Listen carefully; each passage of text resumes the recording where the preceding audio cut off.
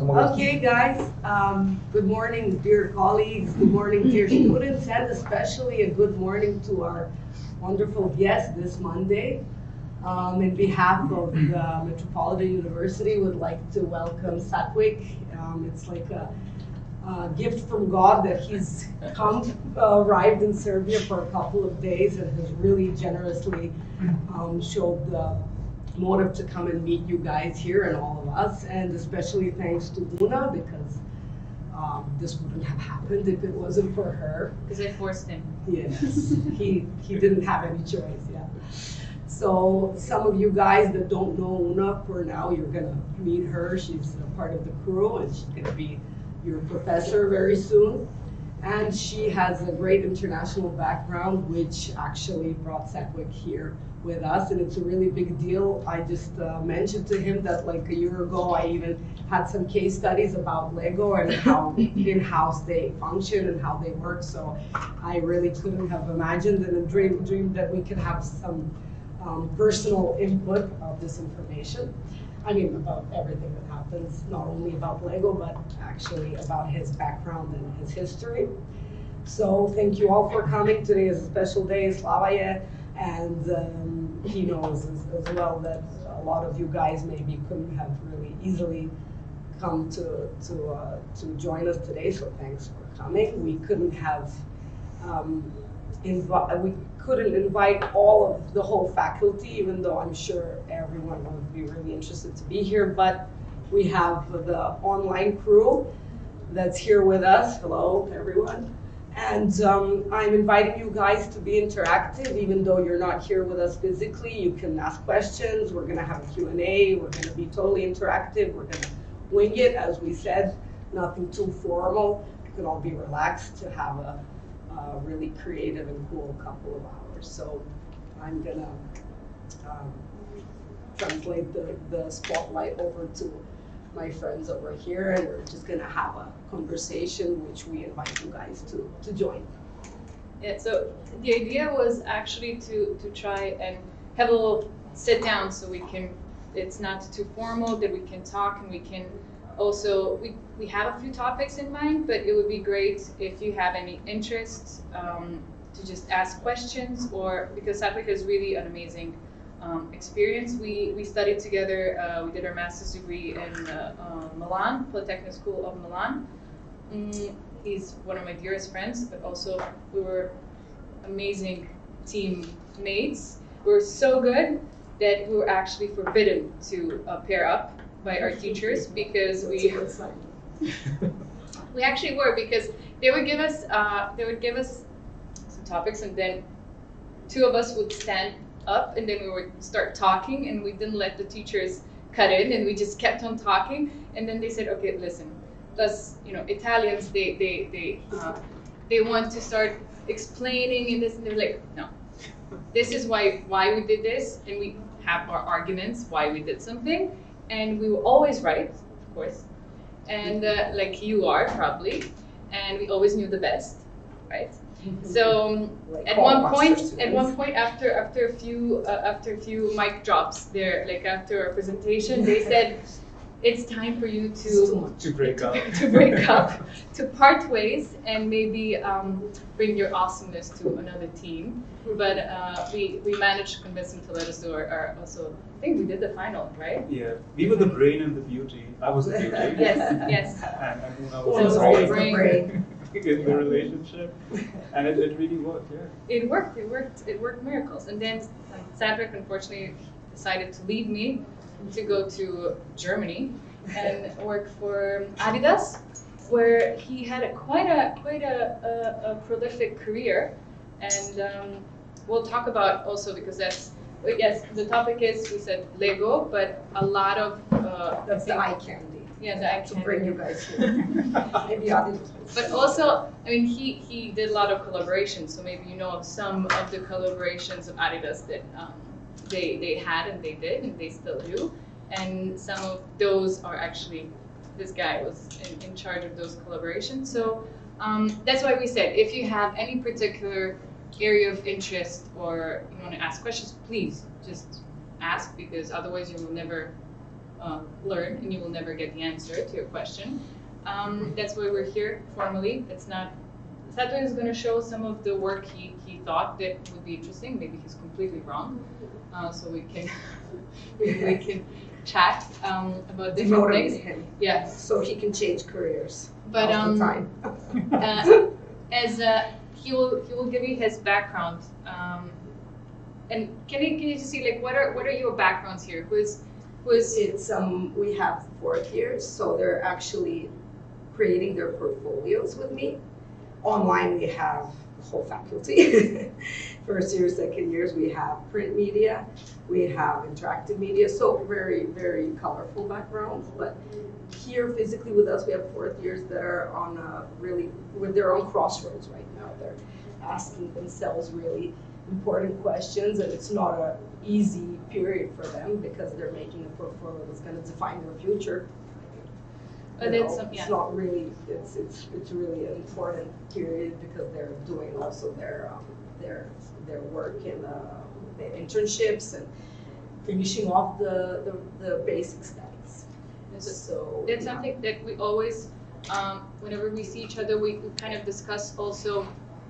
What is it from our education that was actually useful in the working environment, and what we would have liked to had more of, what we would what was actually not useful, what was useful. So, and that's what also we were discussing with the whole team at the university. Also, for the future, for the new master's degree that was. Which I'm actually now as a student as well at the master's degree, what direction we should steer towards so that we can actually give you guys the best experience and prepare you as well as we can for the world out there, and to be better designers, artists, or whatever you want to call yourself. Better, really, it's there's so many opportunities nowadays. But okay, enough about us. So. Please, Satwik, can you tell us something about yourself? I'll start off by saying, I was telling Una as well, I work primarily in collaborations with fashion designers through Adidas, but I'm most scared talking in front of students. So as a student, I was very judgmental of people that spoke to us. Like, what the fuck do they know? No, it's okay. Made my first mistake already. So I apologize if I sound really scared. My name is Satwik. I'm 40 years old. I studied industrial design after finishing high school, when my parents wanted me to study computer science and then do an MBA in finance and become an investment banker. Their dream. All the so I did everything wrong, according to my parents. I studied industrial design and I specialized in product design. And I was working in a small company in Hong Kong that made pressure cooker handles called Tefal. To Hong Kong after Milan and London. No, this was before Milan. Oh, okay. And then we used to get all of these briefs from Tefal in Italy, actually. And so for me, Italy was like the headquarters of design at that point of time. And there used to be these spreadsheets of numbers and things. As a designer, it didn't make any sense to me. And then it became very quick to me to understand what the business aspect, why was I designing a pressure cooker handle at all? Why does the world need this, and what is it meant to do, and things like that. And at that same point of time, my life goal and dream was to stop designing by the time I was 25 and become a chef and open my own restaurant. And then I heard about this program that we studied together in called Strategic Design. And it basically was for people that came from creative as well as business backgrounds to understand each other, basically, because for a lot of people, Stop fighting. Like for marketing people, design was like just a bunch of weirdos that sat somewhere and drew all day long. In the dark. Exactly, and wore monochromatic clothes, as they do. And it was an amazing time to be in Milan, because it was such a great opportunity to. It was a course which was 3 days a week. I got to meet amazing people like Una, and amazing people outside of studies as well. So much of my education in Milan was outside of the classroom. You got to connect with people from different industries, from different creative backgrounds. And I say this jokingly, it felt like at that point of time, Italy was having like a second renaissance, because things like sustainability, things like consumer experience over creating something in a vacuum and putting it out there and expecting people to just buy it because it comes from a specific brand. Like all of these things were being questioned in Milan and in Italy at that point of time. And we're talking about 2008. So. Yeah. Yeah. They were really, it was out of the box, and then actually strategic design wasn't like, it wasn't existent as a profile. As I say, we were the 8th generation, right? And actually, when I was in New York and I wanted to do Parsons, they started strategic design in 2012. And in 2008, we were the 8th generation. So considering the New York is kind of the trendsetter, and when it comes also to design, for me it was kind of a eureka moment. Like, okay, wow, they're actually 12 years behind compared to where Politecnico was. And the Politecnico University in Milan is pretty good, pretty amazing. It's one of the best for architecture, for example. But they understood exactly the need for strategic design that trickled down to America, to New York, to Parsons. You've heard of Parsons School of Design. Only in 2012, and it was quite they did a master's level as well. And I think they did a PhD course as well. So that's something for me. It was like, wow, I'm kind of one of the initial. And back then in 2007-8, they were talking about things like sustainability, which was just sort of nobody knew what it really meant. It was to make things out of recycled stuff or recycling things, and nobody knew beyond that what that meant, and that it was a whole mindset shift. Which right now is like the thing that all organizations and companies are steering towards. But at that point of time, during Salona in 2007, I got to help somebody out who promised me that he'd buy me lunch for doing all the work for his exhibition. And I was just like slumming it out. I was making 3D renderings of some sort of a windmill that would create fairy dust and solve all of the world's problems. And it was a great project to work on, and then I got, because I spoke English and that agency didn't. The person was Irish, but his team didn't, so he then asked me if I could present it at Salona as well, because I was making it, so I knew what it was about. And as you do, you meet people there. And Salona is amazing if you ever get a chance to go there, no matter what creative background or what background you come from or what you're doing. It's very inspirational just to see this creativity from everything, how fashion might meet automotive, might meet furniture, might meet. It's one of the best periods to go to Milan, where is the furniture fair, because now you have the fair that is the fair itself, but the city becomes like this creative hub, which is incredible. Every restaurant, every store, everything is about design. And you can meet all the designers, like big names for furniture. But literally every store becomes like a little pop-up experience that you get to go to. So if you need like a creative recharge, that's the time to go. It's not the best and also it's not the cheapest time to go, but there are a lot of options. And the fair is just between Bergamo and Milan. But to be in the city is just like you can literally walk and just inhale creativity. It's incredible, like that energy that you feel. You don't need to eat anywhere except there for that one period of the year. So I'm just gonna get water. And at that exhibition, I basically was, as you very quickly find out I talk a lot, but I was basically just explaining everything to this one person, and they were just fascinated. They never met, in a nice way, a designer from India. So they were just quite fascinated that Indians could design, and they started asking me a lot of questions, and I did. I got into design when I was 15 or 16, when I bought my first pair of Adidas sneakers. And I was just telling, I didn't know who they were, and I was telling them, I found out I wanted to know what kind of engineering you need to study to design a sneaker.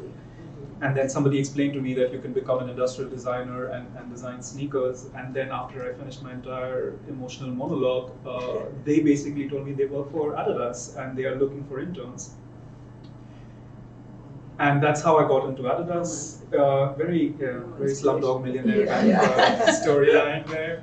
But at that point of time, I had no intentions of working at Adidas. But I was happy to get an internship. You're happy to get any internship, I guess. And I got into Adidas in 2007. And I was there till 2020. I started there in the accessories team. So I was designing footballs and shin guards and goalkeeper gloves. So I was in the team that designed the 2010 Jabulani. I don't know if you were born in 2010, but it was the World Cup football for 2010. And then very quickly, because again I talk a lot, I got into a situation or into a position where I was always like a partner-facing person. So I very quickly got exposed to working either with the national teams, like the German national team, the Argentinian national, any team that Adidas was sponsoring. And it was always interesting to not hear a designer's point of view, but to hear an athlete's point of view, or for another creative or another person's point of view. And I got really excited about collaborations, which basically set the tone of the rest of my career. So I got into partnerships from there, and very quickly in 2012 I became the lead creative for very old people partnership that Adidas did. It used to be called Adidas by Porsche Design. It doesn't exist anymore. But it was with the Porsche studio, not the car company part of it, but the design studio and Adidas, and they were creating.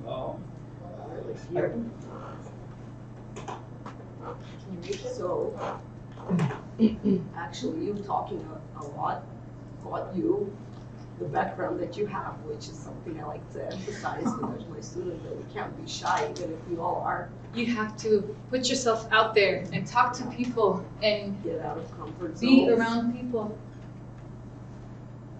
This is with the Bosch, yeah. With the Porsche. So I'll just try and find this. So this basically was that. It was primarily accessories and apparel for training and running and skiing.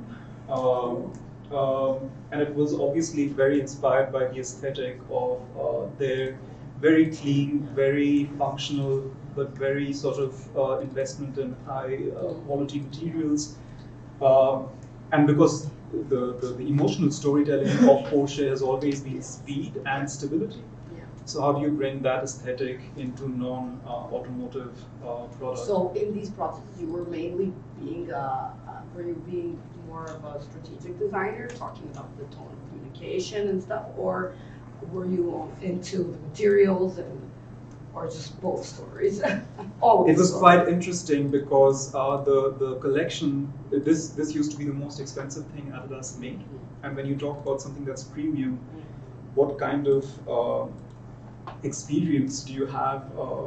We actually used to go to the Porsche factory in Leipzig in East Germany, and we used to see the line that the range was supposed to sort of complement. And one thing that we found out, we got the experience of ordering, we never got the car, but we got the experience of ordering a car, and that you're brought in to design the car with the company. And one thing that we always felt was the smell of a new car. So for this ski range, actually, this was the first women's range that we did.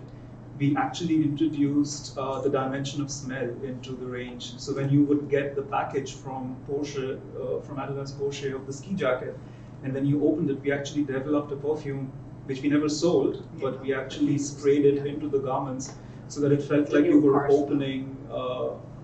So adding dimensionality to the product was something that, from a business perspective, made a lot of sense, because as soon as you had the word Adidas next to Porsche design, it sort of diminished a bit of the luxury, because Adidas is not a luxury brand.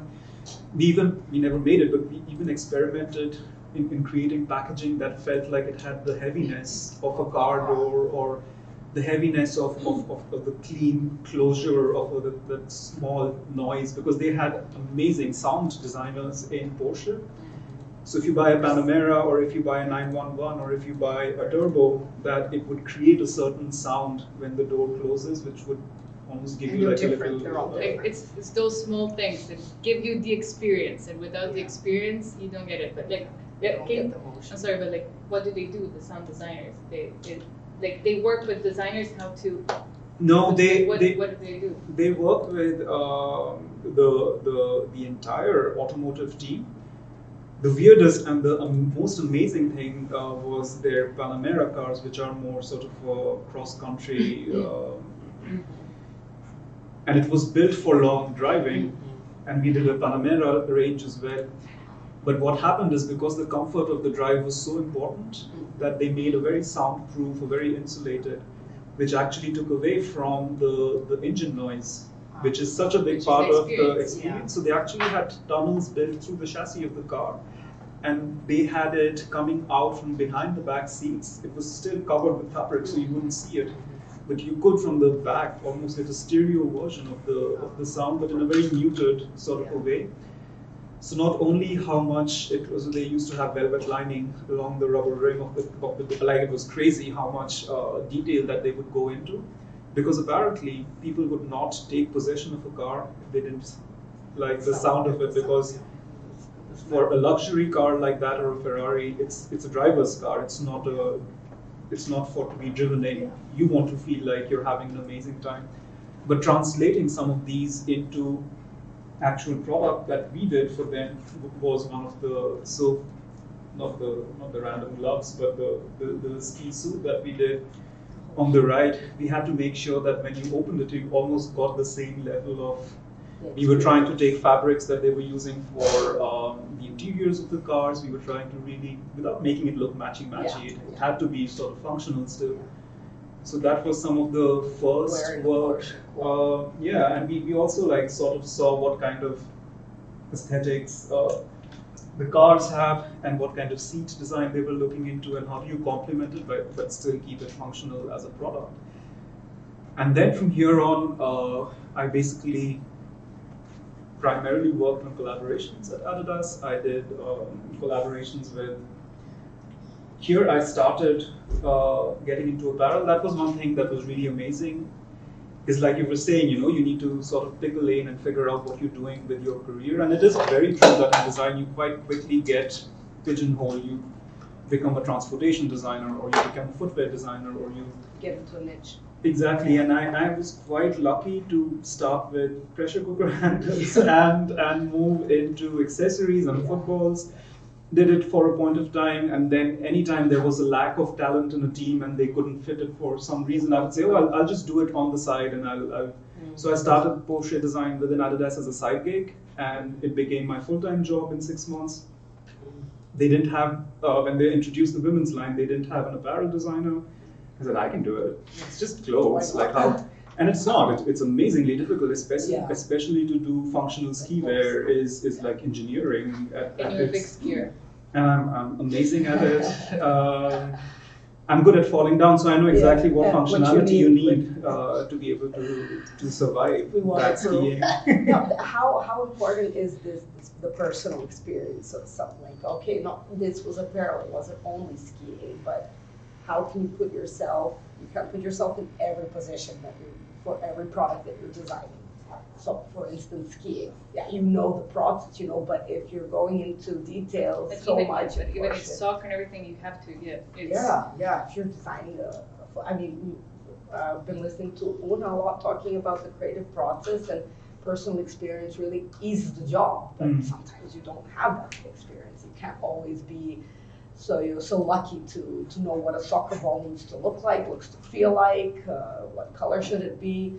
So you could actually skip a lot of mistakes if you have this experience. But sometimes your experience can also be, it can give you, you can be objective. Bias, exactly, and then you don't actually cater to the wider audience that you need to cater to. Cater to yourself, It's the research part of it, and what we're teaching at our class of techniques of creative thinking is also that empathy that you have to develop when it comes to the users, and to be able to put yourself aside and try to put yourself in someone else's shoes, but not one pair of shoes, but you have to understand the user experience. As you said, you go and you like try to go and order a Porsche car, but then you don't get it. But you feel like, for one day you're gonna go and own a Porsche one day, and just the whole experience that you get, it's enough to So as a understand. designer, But what was your research process? I think that is the one red thread in all of my entire career. I wasn't a big user of pressure cookers when I designed the handles, and I don't wear women's clothes, and that was primarily what I was designing for the last 7-8 years of my career. I didn't play soccer, and I was designing soccer equipment, or I wasn't a skier. I think what was amazing is that you have a sense of realistic detachment from the product, and it allows you to be very critical of what the actual functionality versus aesthetic versus, and you're listening. And I think the part that I really enjoy, even today, about my job is to listen to other people's points of view, and it's not sort of colored by your own impression, especially when you're super passionate about something. And that's one thing that is true for Lego, is I'm surrounded by 400 designers who are adult kids. Yeah. They actually work at Lego because they love playing with Lego. And you know, that objectivity sometimes gets lost because they built what has to be a $5,000 Starship Enterprise that we will never make, because a human kid will not be able to put that together in their wildest dreams. So it is good to have that level of objectivity. But of course, I think there is also a lot of, and that's why I think the word design means choice. And if you are so close to something, I think maybe you don't make a choice, you go with your emotional response, which I think creates a different aesthetic and creates a different point of view, which I also think is amazing. Yeah, sometimes. I've seen people that design for themselves and still create amazing points of view that you almost feel jealous of, and you want to be doing that as well. Was the process, like in Adidas, defined, like what were the relations with consumers? Did you have conversations, or are there a lot of techniques that you have, but were you personally in contact with people using the apparel, or were you doing some you know, specific techniques of research?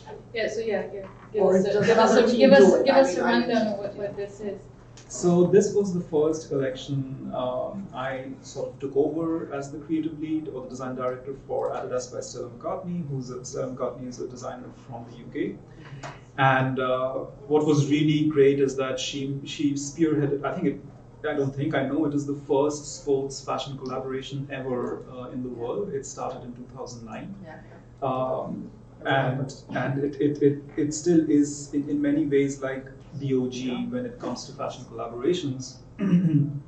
I took over at a point of time because it had been a collaboration for almost 9 years at that point of time. It had become maybe too stellar. It had become really fashion, and it had sort of lost functionality. And so the job I was given, because I was creating technical fashion apparel through Porsche, they saw me as a good fit to sort of infuse more Adidas DNA. Because if it became too stellar, why would it even be an Adidas by Stella McCartney?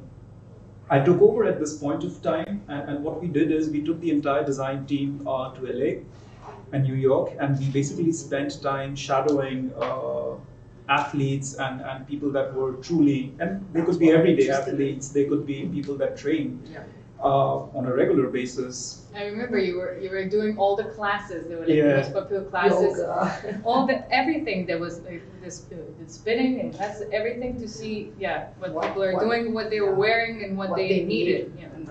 So we did a lot of. It's actually an amazing institute. It's not institute. It's an amazing organization in London, and what they do is.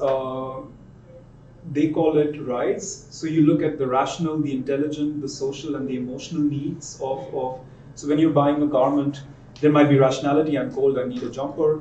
There might be a social. My friends are wearing this brand or this color or this kind of. Intelligence is, okay, this is the right thickness, this is the right price point for me. And the emotional is if you see something in a store window, a car, a sweater, whatever it might be, and you have an emotional response, and that is my jumper and I need it, and then maybe that overrides your intelligence thinking and you max your credit card, whatever it might be. And we started really following and trying to understand people's purchase dynamics. We were maybe too much into their business. We were going into their. They volunteered to do this with us. We actually went into their wardrobes to see how do they create an outfit. We very quickly understood that men, younger men that went to gyms, etc., planned their outfits sneaker up. And for a lot of training and sports, women probably wore their favorite tights and then like planned their entire outfit around that if they cared what they look like. A lot of people were so into their workout that they just wanted highly functional, a waistband that wouldn't turn over every time and things like that. So a lot of it actually went back, and actually Stella herself was really thankful because she felt like she always wanted to use this collaboration to really support a female athlete that doesn't exist today. Like her vision, even when I left, was I'm creating for a superhuman robot that doesn't exist, and she is going to save planet Earth because she's very sustainable first. She needs to be a fighter, she needs to be able to save planet Earth from all this overconsumption and things like that, and that it's, she jumps from a helicopter, skis down Whistler, and goes into the most sustainable ski resort with 15 dogs. I don't know, whatever her vision was. Yes, one of the techniques you make like a it's dream profile. Yeah, but that would be an extreme user that you would go towards and then you would cater to. So that's something that also you as designers, when you think about what am I designing for, you have to go very detailed. It's not like, okay, what is the age group? What is the sex? What are the interests? What is the income bracket? You have to really think of like all the extreme users and how they could. That's the vision. Since you don't have a business background, one of the main things that you always do, you heard about it, it's to set up your mission, your vision. But vision really is something far in the future, something that even in, I don't know how many years, the people, when you say a brand, when you say something, people have this emotional connection and they have actually, it's like that you can define in a few words. But that's the vision. It's something that is not attainable now. It's something that you're working towards. But it's very difficult to define that vision, say precisely.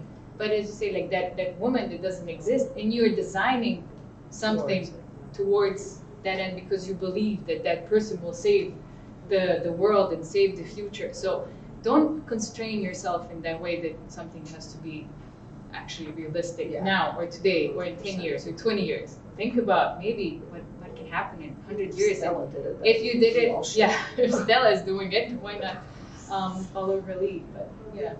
But that actually one of the last collections, second to last collections that we worked on, and just to give an example of how that led to some of the most innovative things we were doing in Adidas in terms of fashion. We were trying to figure out how do we use this vision that she has of a robot woman that is, so we went back to some of our biggest suppliers like Lycra, etc., to say, what can we do? Like we turned into like those robot doctors ourselves. We took tights, we put it into very high temperature, it melted. See what happened. And we like put the melted tight on top of another tight to see where you need the most support and things like that. And we actually came up with the first, so if you see this is actually molten, melted Lycra, not a yarn, but just Lycra as a screen print. And we printed it on top of garments so that you would get the maximum support in areas that you need the maximum support in without any cut lines. So you wouldn't get any irritation of cut lines and fabric folding over, but still get the support.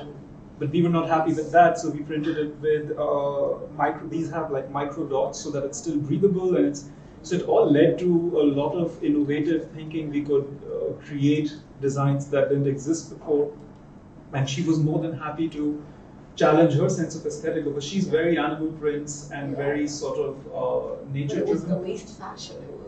You can see even from these. They're aesthetically pleasing, but you can see it's high functional. And that's what she was looking for, I think. But this gave me the most joy because we could bring truly what Adidas was about, which was functionality and being the most sort of advanced in terms of tech, and taking somebody that was really aesthetic and very feminine aesthetic at that.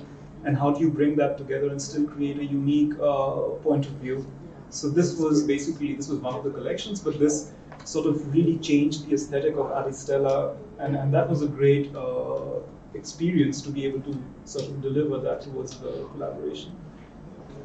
And that's what she also loved doing, is that, you know, we could create aesthetics that were really clashing, and then you could layer it as a look, and then that, because as a designer, I know I'm not good at styling, and that is something that a lot of designers feel like they are good at. I'll tell you now, it's not the truth always, because you're so close to your product that you don't know how to take a step back and look at it from a point of view. Frequently, it's too much. We just do it in a very high. But it allows you to have your own, again, individual aesthetic. Identity, yeah. But I think the information that you got from this process of following the athletes, from my point of view, it's gold for every brand and product. So it's cool that Adidas does this with all the designers. Absolutely, because that you're there. For Lego, I did my research, and I can know you- they do that. But Can you just explain this kind of mood board, and how do you set up things when you work, and what is actually used as you as a designer when you approach your team? Like, what visual material do you use to communicate Navigate, your idea or direction?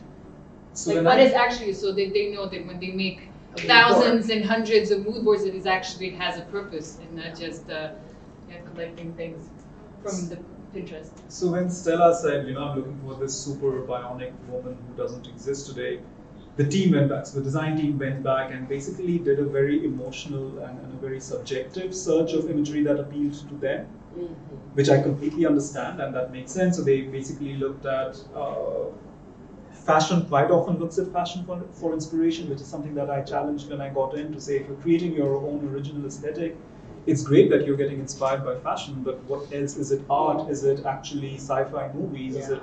But this is what it was. So they were looking at some of these for silhouettes, some of these for color inspiration, some of these more for prints.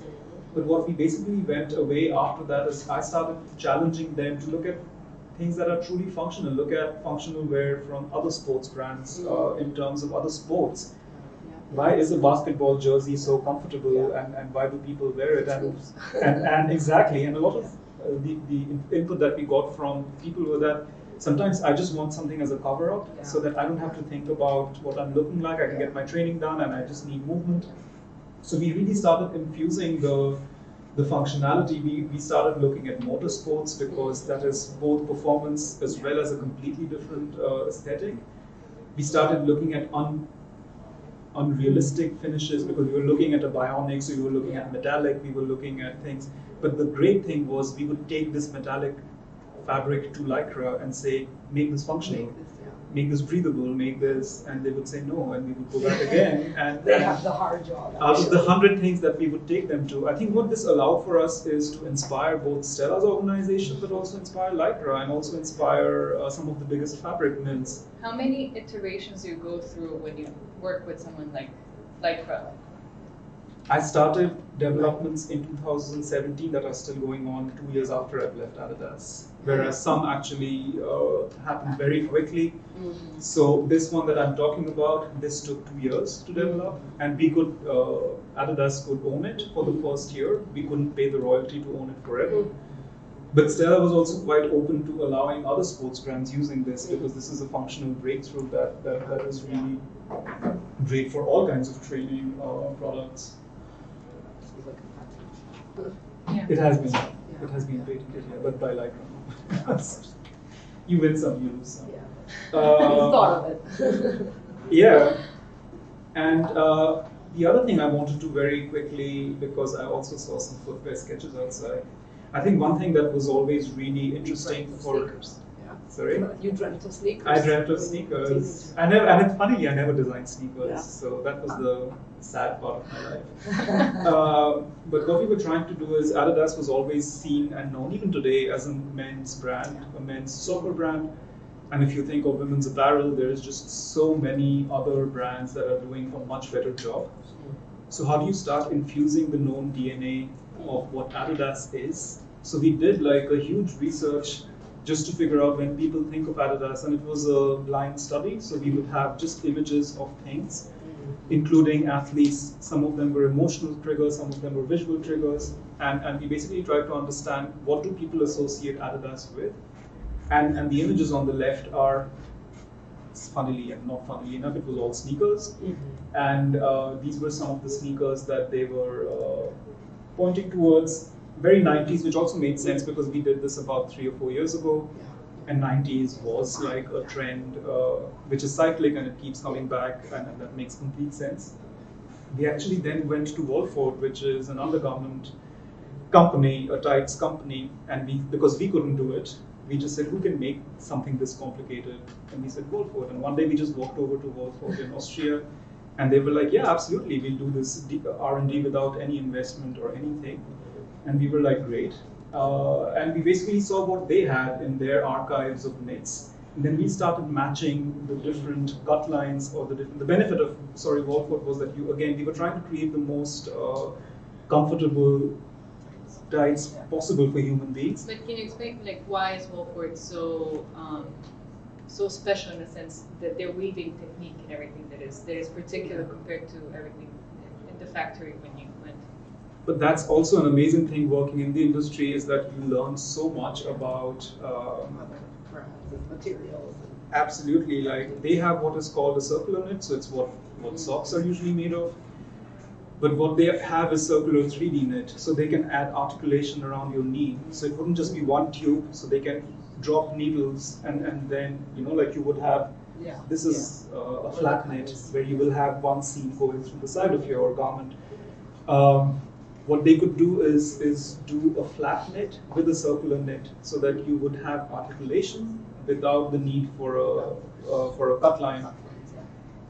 And they can do it in the finest knit from a machine development point of view. There is nobody that does 250 needles. They're special machines like that Wolford uses. Actually, that they probably created for themselves. And that's why they're also very expensive there. Yeah. At that point in time, we didn't really think about this. And we basically said, like, how do you get these lines from an Adidas sneaker onto a garment? And we started seeing like some of these textures, like some of these meshes that they do in their opinion, a more feminine aesthetic of flowers or something like that. But we tried to see how do you bring these really strong and sort of various dynamic lines of a sneaker onto a tight.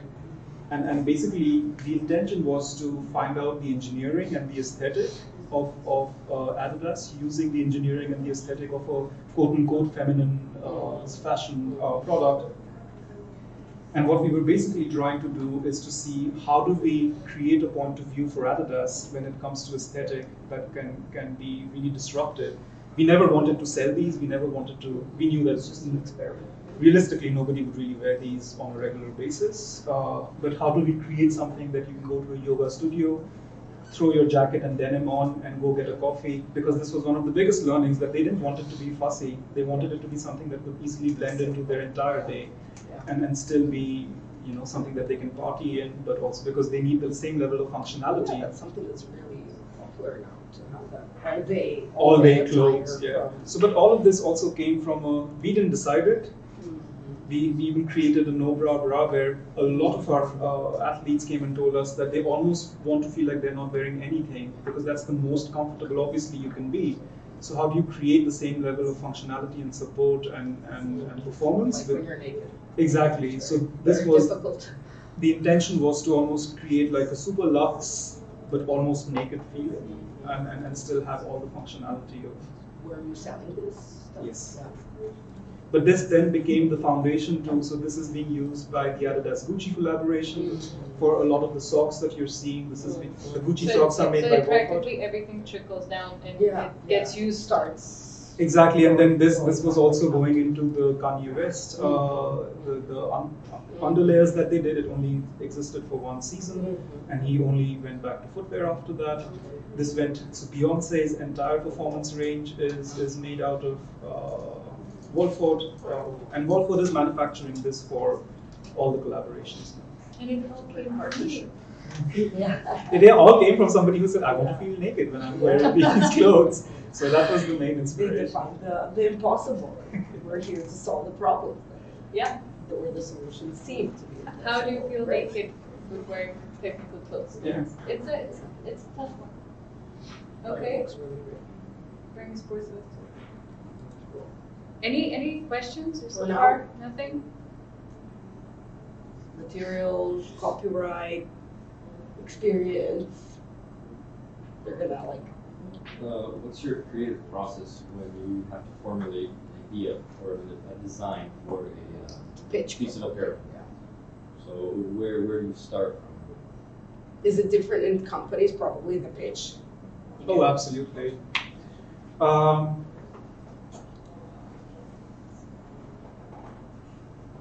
It really depends on what the project is. So as you saw with this thing for Stella, it was somehow realizing a vision she had. So it wasn't really a pitch. I was working more in terms of putting the right team together around materials, around construction, and around aesthetic. I'm sorry, who is part of your team when you build a team? What backgrounds do you have on your team? So in Adidas, I would primarily have a product team, which would be, in this case, fashion designers, a CMF team, color, material, and finish designers, who would basically come from foundationally from a material design background, and I would have a team of developers that. Do you pick them? Or Or the does the developers? HR do it? Do you pick the team? I do all the Yeah. recruiting, even today, yeah. Cool. But when you say developers, what do you mean? So, for example, for this we needed a knitwear specialist, obviously, because this isn't a cut and sew garment. You don't. You can use one for making the final pattern, but for most of the sports apparel, it's a pattern maker, somebody that has pattern experience. Do But you then, do external? Oh, Do you no, it's all in-house? yeah. So we would have a pool of designers, we would have a pool of CMF designers, we would have a pool of developers, and project to project you can switch them out. And you can say this is going to be more a niche development, so I need a knitwear design specialist, a knitwear CMF specialist, and yeah. You're mixing all the time. And they would move around. And then I would always have a lead designer. For even this, I have a lead designer. For Stella, I have a lead designer. And I was sitting across all women's collaborations. So I had a lead designer for Stella, a lead designer for Kali Kloss, for Kanye and Beyonce, and they were, one of them was in LA because Kanye and Beyonce were in LA. And one of them sits in London because Stella has the biggest collection from a size perspective. And then it was basically trying to make sure that, sorry, I'm not answering your question, which is why I'm always scared about talking to students. In some cases, you would end up working with people that didn't really know. So we also did a collaboration with a model called Kali Kloss. And that's her with the flowers, and if you can see. And so she was basically an influencer, and she is the 5th biggest supermodel, apparently, on planet Earth. And She's a robot, really. That's telling. And she basically is also a very strong female role model. She has her own coding company. She believes that girls need to learn all the skills that boys know and things like that. So she basically has a contract, but we wanted to use her to create a collection as well for us. But she didn't know what it was because she doesn't come from a design or from a marketing or from really a product background. In this case, we really did a very in-depth study of perception of Kali Kloss in the market. What do people associate her with, and what is it about her that might be appealing beyond a runway casting? What is it that we can really use from her as a messaging point of view? So what we started doing is we always started at, this was fairly recent in Adidas, that we would first think of a campaign and then walk back to what is the collection that you need to have to sort of make that campaign come to life. For that collection, what kind of products do you need? What kind of material development do you first? We first think of the storyline, like what is the moment of truth of that collection? If you see it on TV, if you see it in an Adidas store, if you see it in a multi-brand store. With the Wolford, the moment of truth was that we wanted, for the first time, we wanted Adidas to be on a Vestiaire Collective or on a Net-a-Porter, like more luxe. So we wanted, basically, we had. So this was the mood board for Wolford. This was the actual mood board. This was the actual mood board. So we basically looked at Carbon 38, which is a luxe sports retailer for women in the US. We looked at what kind of materials, what kind of aesthetic were women looking at when it came to luxe sportswear. And you would again use the RISE methodology. Yeah, we always looked at. So this is, I'm not saying this is the right thing. This is very me. So we always thought of who, where, why, and that would lead me to a what. And so who are we trying to talk to? Where are we trying to talk to them? And why are we trying to talk to them? Because we might very quickly find out that the who and the where makes sense, but the why doesn't make sense because it might take the brand in a direction that is either just short selling the brand or long term we will not be able to fulfill. And we very quickly understood in this case also is that we can't create a separate collection. It will always need that luxury nod, which is why we then put this into all our luxury collaborations as a method of making instead of being a standalone collection. So this basically, in many ways, we would always define who are we trying to, it was always about the audience or the customer. It was about why that specific customer and where are we trying to talk to them. And then that led to, and then this is a very small bit of it. We had like entire fabric boards, we had entire. So you would present this to, It's not only. who do you present this to? So this would be presented, because this did not exist, Let's say, but like the mood board, who do you present it to? to the head of design of Adidas and the Okay. general manager of Adidas. Okay, and then you do the pitch to them, then they give you the green light or not. And the, okay, so the customer, wait, this was for This is the Wolford. Wolford, So right? you're asking for the person like Stella. What And do pitch you to work Stella? together with Wolford on this mood board, or No. this is just This is your you. team? This is just my team. We would present this to our leadership team to get resources. And resources could be a team of people. Because we have a finite amount of resources, we need to plan based on where do we really need to make a difference. How do you still maintain the standard business of that business unit? In this case, it's women's training. So how do we make sure that what is making our bread and butter, which is our low to mid price point garments and collections, that is fully covered by a team? And then the extra work that we want to do on top to create new business opportunities. This was one of 3 pitches, and this is the one that was given a green light. And then from this pitch, do you have any designs already, like, do you already have some sketches to, I mean, that go together with this mood board when you present it?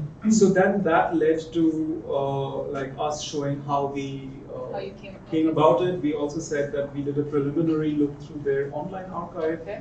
just to, and we have a lot of garments in-house in Adidas as physical archives of other brands. And then we had these also as cuttings, because we started showing that, look, it's happening in the world where, you know, like what used to be a tight as an undergarment is now becoming a garment. Yeah. So we might as well get ahead of Use that the curve shift, yeah. and get there. So how long is the process when you start, when you get the idea from the pitch, and then you actually, when you, Years. In this case, it was about 4 weeks. 4 weeks? Wow. From the The research part, the research pitch, then you get a green light, then you start developing all the designs. Who defines how many garments do you need to make? Is it something that you decide, or is it decided? Is it depending on the budget you get? What is the collection? Like, how many pieces or what do you need to put in, and how many actually designs do you go through until you decide on the final? So in most companies, both Adidas and Lego, you have a triad. You have a product marketing head, you have a product design head, and you have a product development head. A product marketing head would see this as a business opportunity and say that the scope of opportunity is approximately $10 million US. We need to have width, because if it is luxury, you can't just give one thing and expect them to create an entire look out of it and things like that. Design would then say, to create a look, we think we need at least these things. And to create impact, we need this depth of color or this depth of silhouettes and things like that. And a product development team might say, guys, from a capacity, we can only do that much of it. And if you want to do it in the Adidas quality and things like that. So in some ways, it's a compromise between all 3. But whenever it's a fashion collaboration, design has The lead. the lead.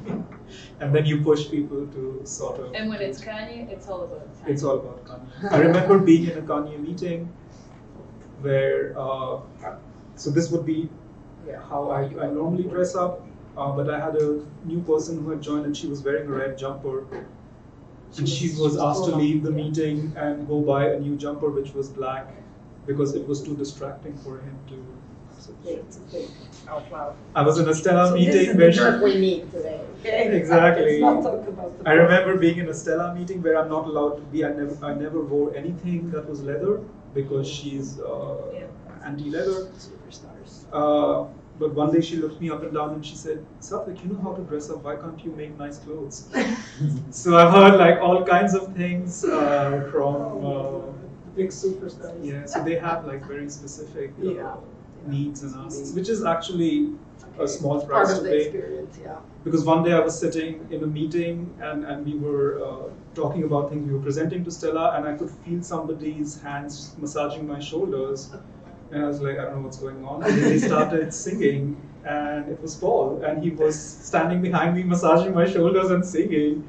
So I mean, it was a whole that's different. you know, when he says Paul, who he talks about, Paul McCartney, one of the Beatles, who is the father of Stella McCartney. So we just sometimes it's the generational gap.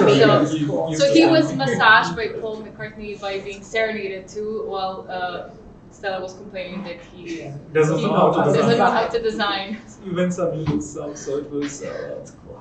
But actually, just also in all of this, I think one of the biggest challenges of being creative as a designer is definitely figuring out what is actually a win and what is a loss. You know, sometimes as designers, we are so close to our products or anything that we end up designing, especially if you're working for a big organization, is the commercial success of it. And sometimes to understand that something might be commercially successful, but not necessarily be a great solution to that problem or to that consumer need or ask. And sometimes you have the most amazing thing, but just because the campaign wasn't planned properly or the buying wasn't planned properly, that it just did not reach the persons or the people that wanted to. Or it's a wrong time frame. Yeah. So this is a very good thing to remember.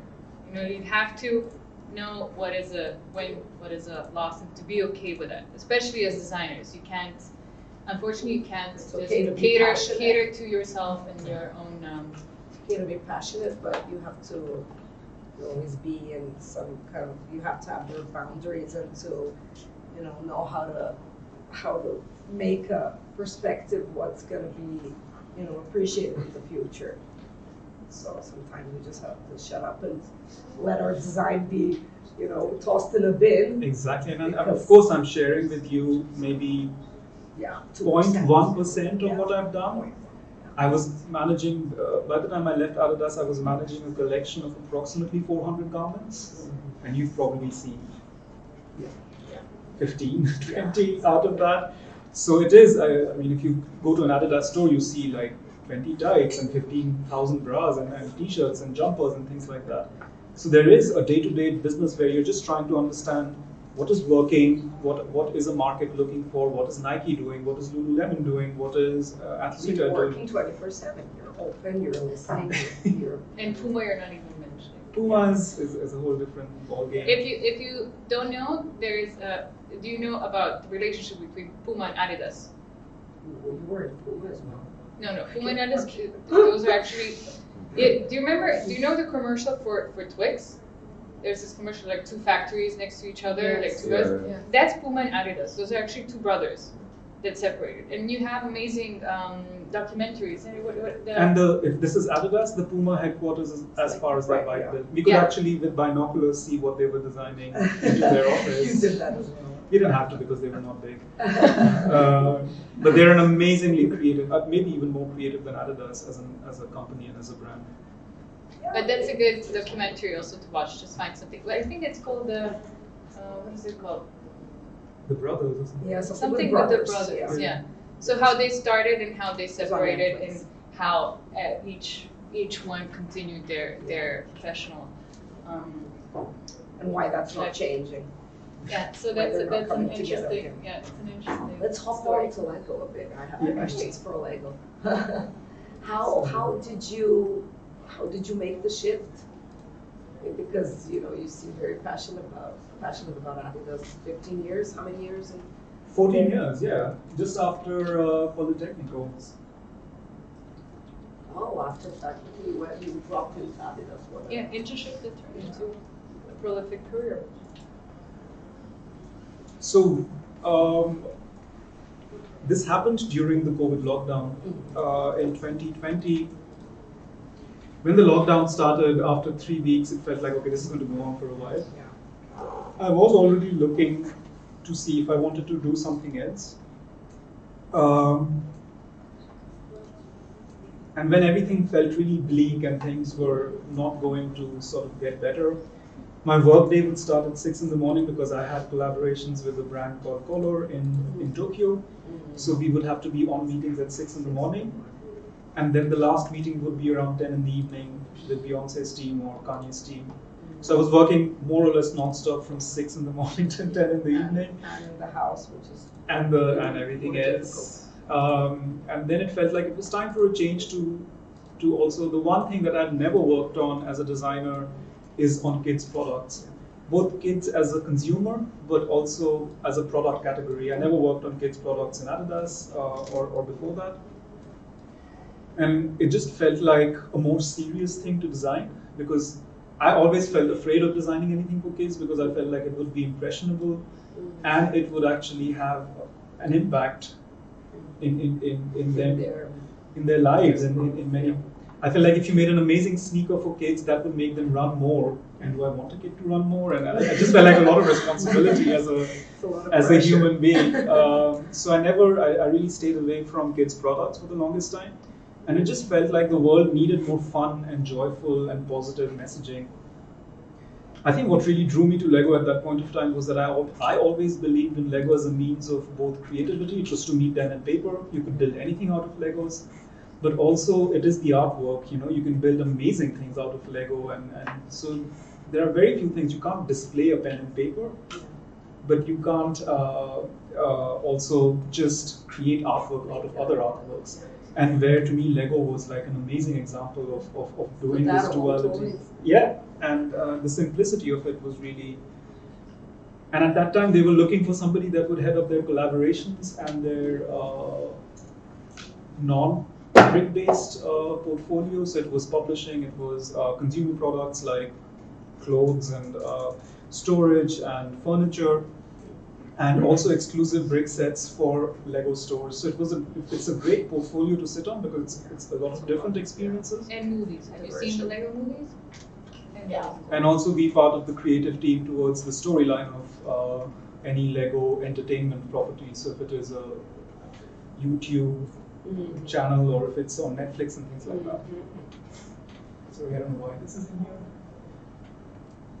And what is amazing is very quickly when I joined Lego is sorry, they had a job at that point of time. Somebody told me about it. I applied. I'm surprised even today I got the job because not somebody who's ever worked for kids or worked with kids, and not somebody who really played a lot or plays as an adult with Lego either. But here we are, and but that's that fresh perspective. Yeah, were you sincere? Did they ask you that? Yeah, and I was honest that I had. And they were like, "Great, we need somebody that is not an adult kid." We need a new consumer. I think what was amazing is one of the first things that you also learn, because when you join Lego, you go through a training, is the possibility of taking the most banal, the most simplest thing like a caterpillar, is that Lego just allows you to recreate and think about this caterpillar doesn't exist from Lego anymore, this is from 15 years ago, is that the brand can take the simplest thing that kids might be interested in and make sure that there is ways and means of reimagining a caterpillar from when you are a toddler to, we have this, we bring in kids and do testing on them. And we asked a kid to create a caterpillar, and they took a brick and turned it upside down and said to me, this is a caterpillar, because it looks like it has lots of legs. He's going places. And he's going places. So what immediately struck me being in Lego was the influence kids have and the creativity kids have. You almost can take a seat back and say, I'll let the kids design because they're so much better than me. They allow it. And it's so uninhibited, their creativity, and it's not like they don't have to make something complicated if it doesn't need to be complicated. So that was one of the biggest learnings. And they don't do it to impress anyone, they just do it for the fun of it. And this was one of the first things that we were looking at. This happened. The Lego Batman movie happened before me, but I just came in, and they were creating a range to sort of. And I think from a storytelling and from an aesthetic perspective, play, especially in a non linear or in a non-rule way is just so amazing. It allows you to create your own non-structured. Yeah, it allows you to create your own storyline. It allows you to create your own point of view. And what was really good about this is that once you start thinking about Lego and you start thinking about storytelling, there really is no rules. Like, what if Batman wanted to be a different superhero? And what if Batman lived underwater and was still a superhero? Or what is his day-to-day life like when he's not a superhero? We actually had a team sit down and even he needs a holiday from time to time. And what does he look like when he's on holiday? Or what are his other passions and hobbies in life? Like the fact that Batman, which is essentially a very dark and a very sort of damaged character and a very violent storyline, is how do you make it really interesting for kids and how do you add a dimension? Just have fun. Where 80 to 90% of the product is still exactly the same. It's just adding a visual cue or a aesthetic on top of it that makes it just puts a smile on your face. Who was doing this? This is my design team. Yeah, your design team. So you say just go crazy and try to imagine Batman in different roles and his day. So that was what was the input you gave them? What was their homework? So this was happening in parallel. So the movie had already been produced; it wasn't released yet. And then in parallel, we sat with the studio to see what the storyline was. Some of these characters are in the storyline, but a lot of them are not. And we said that once the movie, like any other merchandise, you can get a T-shirt, you can get. So we were trying to see how do we add commercial benefit beyond the movie release and the royalty we would make from the movie. These are those little bags, right, on the counter. Exactly. So once the movie releases, you have sets that you can buy. You can buy merchandise like clothes as well. But we would have these also in the movie theaters. So you could these would be blind bags. You wouldn't know exactly what is inside it. My kids love that. So we were just trying to see how can you stretch it even more, like beyond the scenes and beyond the themes in the movie. How do you add more excitement so that this becomes a reason for you to buy it because you don't know what is inside it. It could be something from the movie, but it could also be a stretch of the same storyline into completely new characters. So then that was what you had as a task, and then you give what instructions do you give to your design team? So Go crazy. Go crazy. Go crazy, exactly. Okay. But this is superheroes, so we would also have to check in with Marvel to make sure that they are okay. DC. DC. Should go. DC. Sorry, this is all new to me. I didn't even know they were two different things. But we would have to always check in with DC Comics to make sure. When you were already preparing some sketches and stuff. But this is also a good point of time for me to say this. I think the biggest reason why I took this job is I saw a huge potential for me to learn. For me to learn about that there's DC Comics and Marvel, that they're two different things, or Star Wars and Star Trek are not the same thing. Didn't know that either. I didn't know. Yeah, I still don't know the difference. But the fact that these have their own storylines, their own aesthetic, their own huge fan following, and that has an impact. How do you, I think from a business perspective, what we are helping both Marvel and DC is the storylines haven't aged well.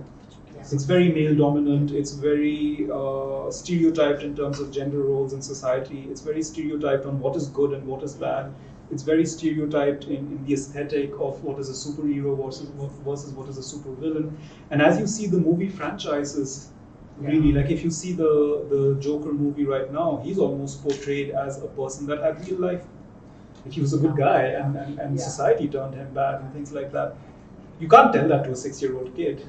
But how do you still help a Marvel and a DC to create something that is palatable, that is still fun, and that still allows, our hope is that a kid, when they get the Merman Batman figure, that they can create a storyline around it, and that they can have their own fun to be able to help other organizations. So that's my main. So I had to, my brief from them was to how do we make this palatable for kids? How do we get the next generation of superhero fans in? How do we learn from that? So for DC, they're learning from this and trying to see how can they stretch their franchise so that they can get the next generation of kids excited. I'm doing this with the Lucas team for Star Wars. I'm doing this with Disney for all Disney properties, especially princesses. You know, they're very pink and purple and glittery, and that's great. Girls can love pink, purple, and glittery, but some girls might not. And how do we make sure that we're also speaking with them? How does a girl that comes from a different ethnicity or a different background, a different body type, a different ability, still see herself? And because Lego gives you the permission of play, it really expands the amount we can experiment and try. But the business need that we are understanding is that how do we make representation, visibility, and playability of these very aged IPs and properties more relevant and modernize them. And that brings me back to one of the other professors, Lichna. He had a question as well, like how does it feel? All the responsibility actually you have when you have such a big brand behind you, like in you as someone who is a designer.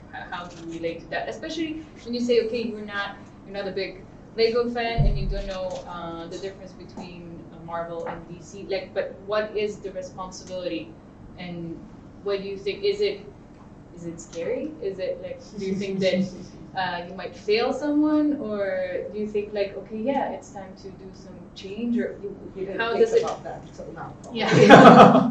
No, that's one of the first questions I asked as well, because I didn't want to have an imposter syndrome coming into a role. So it was in my final interview where I asked, how do you feel taking somebody in that doesn't come from this background? Yeah. I think my manager's response at that point of time resonated with what I was thinking, that I'm not going to be subjective about this. I might be a huge Batman nerd and say I would never do Batman as a fairy princess because that is really against what Batman is and things like that. But if I understand that today Batman as a franchise is very boy-child oriented, and both DC as well as Universal, the film studio, is trying to make it more appealing, not because they would necessarily only want girls to come in, but they want parents of kids from tomorrow to see it today so that they fall in love with this franchise and there is a life cycle. Reshape their perspective. And so when I'm looking at it, I'm not looking at it subjectively.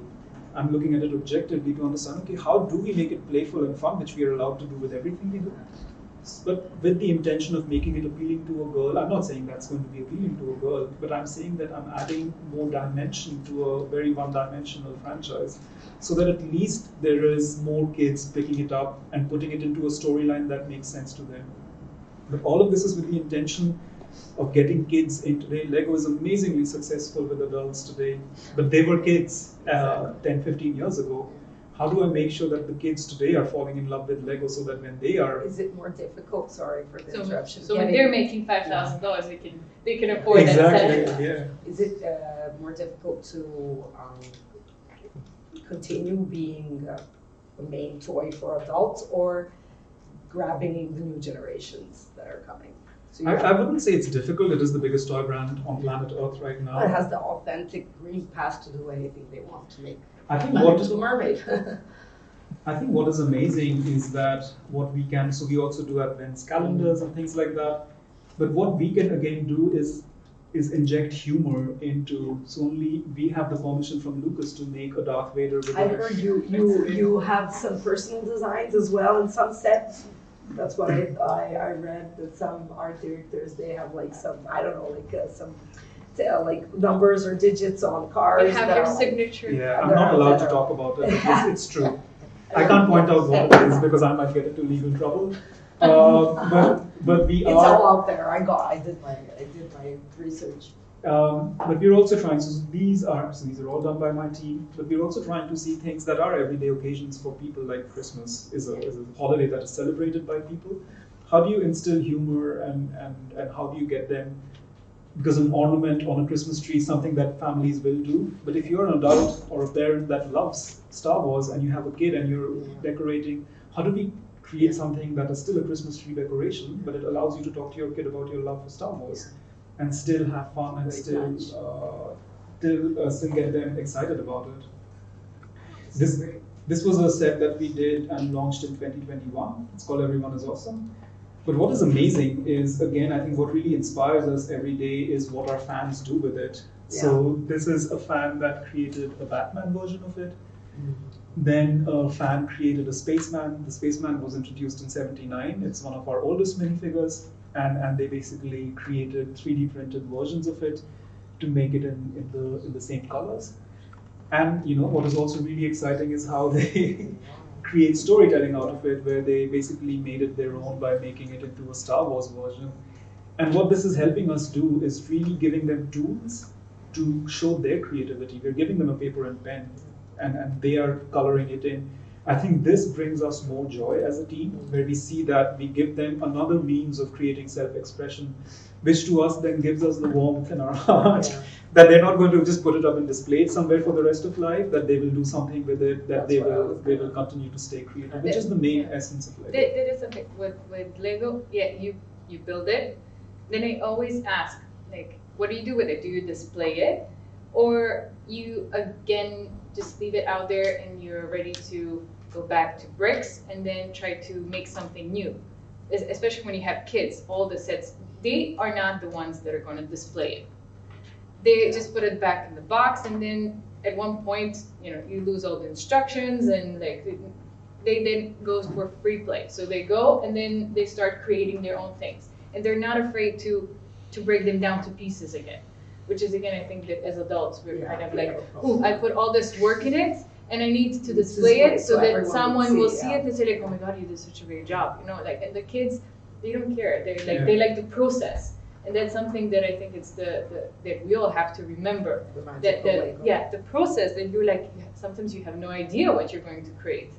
And that creates the magic, actually. So it is that. In my house, we're swimming in Lego. Practically swimming. There are boxes, we've got all the storage there, it's all over the shelves, and my older son is okay now to make his own sets. Actually, my husband was so aggressive with putting his toys together because he loves Lego that he finally got to the point that he sees that he's old enough to do it himself. So he was telling me you have to put it up on the shelf so it doesn't break, because we have a smaller, crazy kid that's gonna, put it all to pieces. But he was sad. He was all on shelves, and he was really sad about it because he distanced himself from the toys that he made with his dad, or he wanted to play with it. He said, "You got me this Lego so I could play," So we put it all down, and now of course it's in boxes, and I put myself to an experiment where I was seeing how to communicate to my students how to make exercises doing compositions, art compositions. And I took some Lego pieces that were different sizes, and it's a fantastic exercise that a lot of designers, especially illustrators, do with Lego pieces, make sketches for their compositions and illustrations, do the balance, do the harmony. So I think the point where Lego has to be something that should be represented on the wall, it makes the kids sad. They need the mess that Lego makes. What were you trying to find? So actually we did it. So I also sit on the Lego collaborations team, and we did this storage solution with IKEA. It's called Bigolink. Yeah. So you've seen it. Yeah, I have them. I have the boxes. Okay, so that was the inspiration for those boxes, was that we wanted to make.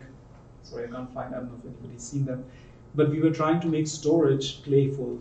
So you can play on it. That you would never really have to put it in the box. That it would be in and around, and the box, the storage becomes a part of the play, which to me is one of the most innovative things we've done.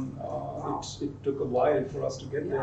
It's in IKEA in Serbia. So. I mean, those are the ideas. Like, why did it take such a long time? Because it makes perfect sense. But those are we always say the simple ideas are the most difficult ones to actually. But it started with, out. we were saying that one of the biggest challenges that we saw was the conflict between parent and kids is, you open the boxes and they play and they're having a lot of fun. But as soon as the parent has to say, okay, now it's time to clear up and put it all away, a kid isn't really interested because it's stopping their play. It's also not an exciting job to do because it's just putting things back into boxes. parents then feel like, okay, if I have to do this, maybe I won't open the IKEA box, the Lego boxes tomorrow because I'll have to do this all over again. So this became the basic, Yeah, it is a big issue. the conflict between parent and children about clearing up was the brief to this project. And then we really saw, how do we make just clearing up fun? And does clearing up even need to be clearing up? Does things need to be inside the box, or can it be on top of the box as a built solution and things like that? And I remember, one of the first things actually, when you told me that you're gonna start working at Lego, I said, like, please, you have to figure out a way, like, create a vacuum cleaner specially designed for Lego. Like, and actually, when you look, there's so many of those creative ways they do, like shoes that actually you step on Legos and then they attach and then you just remove it. And they are like people just shoveling Legos in boxes and stuff like that. So it is a big issue, and you should really look into that. Like, besides, that's a good step forward with the box, but think larger scale. Think how you can help the parents. Here it is. So these are the boxes I'm talking about. So what we did was we created a Lego plate on top of the box. So if you had to put things away, you didn't really need to put it inside the box. You could still put your whatever you made out of Lego on top of the box, and still it is a part of the storage. It's bigger, like, sorry, I don't even know the name of the product. I think the conflict between how parents perceive Lego and kids perceive their Lego, because parents, they have the perspective, oh, it's expensive and you have a manual. I mean, we can throw away any of our manuals. They're all in our house in a huge shelf, waiting for some day to come that we could put everything together again, which is totally impossible. But this, and what also Una was asking, is what we also started exploring. It's a big challenge in Lego to say, everything is a perfect build and you display it and you never want to take it apart. So our team does these, we call it 12-in-1s. Yeah. So we make sure that it gives you a reason to break it apart and build something new with it, and then break it apart again and build something new. And actually we created one which we called 12-in-1, and then a parent. I saw the 3-in-1, I didn't see the 12-in-1. But the parent and his kid basically sent this image to us, and they made it a 50-into-1. So they actually added more things using the same bricks, and they made like more versions of things, which is again really inspiring for us, because we see how they take something almost to the next And how level. do you communicate? How do you communicate with them? Communications, the users. We have on our online website, like on our online store, you can leave comments. We have Lego ideas. And people actually use them. Oh yeah, we get a lot. They do. And people write to Lego, and Lego is one of the companies that answers every letter and every email. I think you're really special for that. Is there like employees that only do that? We have a social media team that only responds to all questions. And it reaches your teams, and it actually gets considered and everything. It's pretty amazing. That's why they're special. But there is also, to your point, there are people that then take something that is existing, and what they do is they also make versions of it themselves, where this guy, he basically took each element and found a different color, because it's, I don't know if you've ever tried building a Star Wars set, it's 99 gray bricks. So it's like at some point of time you forget which brick is supposed to go where. So he challenged himself and he made a multi-color version of it. I forget his name, but there is a band, and he actually glued the bricks together and created a guitar out of it. So the inspiration that Lego continues to provide, no matter where you are and how you're growing up, is quite incredible in that sense. And it feeds back the creativity into the company, which is very amazing. The fact that it's not this, but the fact that he could put his love for music and his love for Lego together in an expression is really inspiring us. So we are trying to see if a person is passionate about animals and is passionate about Lego, how do we make sure there is animal expressions in Lego? Or if they love music and if there is Lego. We always thought that Lego is a very, not we, but I'm assuming a lot of, that it's a very specific. But the fact that people might have more than one passion point and more than one interest is... You're letting the consumers dictate actually the trend, which is really brave. This is fantastic. And this is where we start seeing, he's an artist from Namibia, and we basically saw that he was creating artwork using only black colored bricks. So we started providing him with new elements and new bricks. So because he's passionate about African art, and he's passionate about building with Lego, and he's combining those two. So we are supporting him by making sure that his work gets the right tools. And so it's quite fascinating how much people are doing with Lego, and then it inspires us. We have a Lego art collection where you can create artworks. So we always thought it had to be two-dimensional because art is in many ways. But this inspired us working with him to create three-dimensional sculptural art, and that you can, as an adult, really own and create yourself. I loved when I see on Instagram or somewhere how people use like the corners of their house with something that was damaged, or even the floor, and then they fill it with Legos. But you actually have amazing storylines happening in the wall where you go and it's layered, and it's like such dedication. There's so much it's richness, incredible. exactly. But this is, again, the beauty of Lego is because it's so ubiquitous and it's so universal. We don't need to create things. We just get constantly inspired. But what that really does is that it's a brand that is really in touch with its consumers. Because there is a whole platform called Lego Ideas that feeds us with, even if you're not using all of them, it just shows what people are doing and building and thinking about. So we stay very close to our consumer to make sure that whenever we're creating something, it really inspires them and is inspired by them. That is the magic, actually, of Lego. But, if you can see it. But what about, but what's your regular process? You said you had 400 designers that actually. Lego has 400, I don't have 400. I know. Your team, how many designers you have? 28. 28. And those 400 designers, what do they do?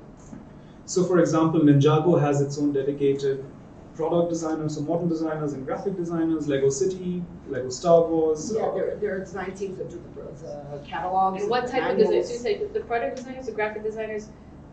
Can you like walk us through a process, like if you get a brief, what you need to do, like a new product or an extension of an existing line. So how does it work? How do you create a set? So when we get, we probably get a brief for this next year to do 12-in-1 or 8-in-1, whatever. We will then understand. We have a huge research team within Lego. It's probably the biggest I've ever seen in an industry. And they cater to all the designers. So the marketing team needs to say, hey, we are trying to renew this part of our portfolio.